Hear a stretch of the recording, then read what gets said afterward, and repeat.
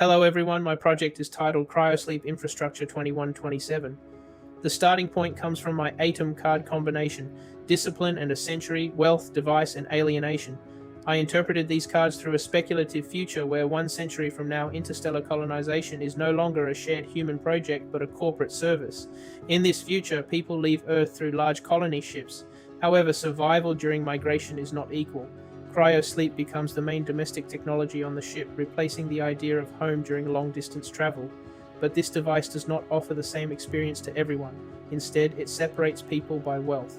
My core idea is that sleep is no longer rest, but a price system of control.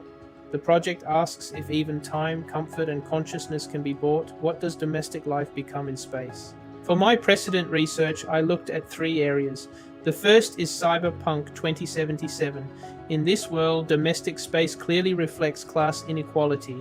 Lower class spaces are temporary, unsafe, and compressed, while elite interiors are larger, more protected, and more controlled. This helped me think about how space can make inequality visible. The second precedent is cryonics and cryosleep imagery. These references treat the human body as something that can be technically preserved, stored, and delayed.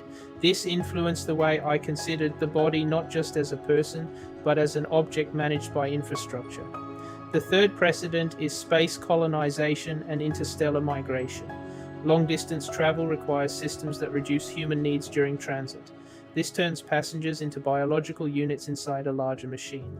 Together, these precedents informed my design of a tiered cryosleep system, where wealth decides whether a person is stored, minimally housed, or allowed to experience life. The third page shows my concept exploration process. I developed the design through 3 different class conditions. The first is storage class. This concept began with the idea of treating the human body as cargo rather than as a passenger. I explored warehouse systems, morgue drawers, and stacked storage structures. The main design questions were about density, low energy use, and mechanical access.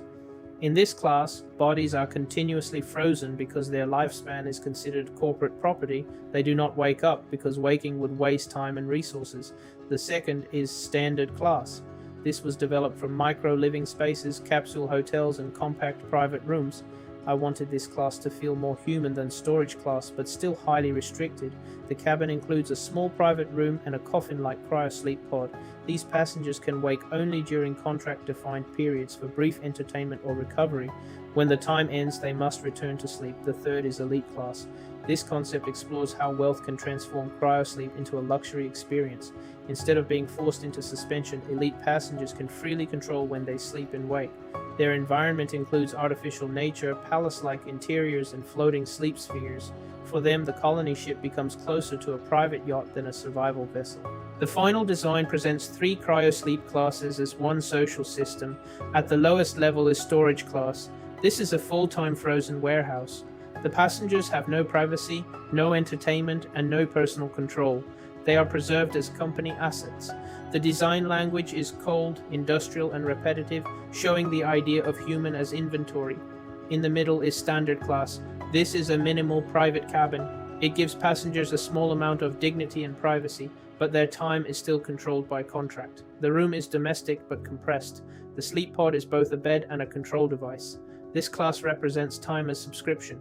At the top is elite class. This is a luxury cryosleep environment with a suspended metallic sleep sphere, artificial starlight, holographic systems, and palace-like spatial atmosphere. Elite passengers can control their own sleep schedule and experience the journey as leisure. This turns migration into a form of luxury travel. Overall, this project imagines a future where domestic space no longer means safety or comfort equally. On the colony ship, home becomes a system of classification. Sleep decides who owns time, who loses time, and who is allowed to experience life. Thank you.